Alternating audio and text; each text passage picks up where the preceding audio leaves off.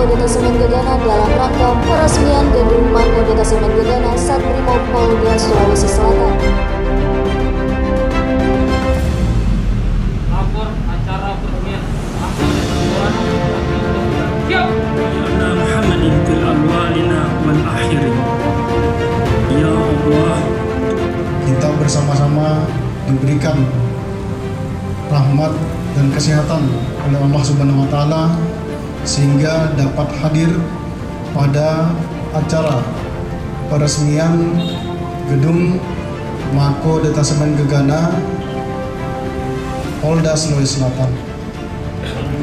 Detasemen Gegana merupakan bagian dari Kepolisian Negara Republik Indonesia yang tergabung dalam Korps Brigade Mobil Polri, di mana dalam sejarahnya Detasemen Gegana Polri ini mampu untuk mengukuhkan keberadaannya sebagai satu satuan khusus yang dimiliki oleh Polri yang mampu untuk menangani gangguan kamtipmas berintensitas tinggi.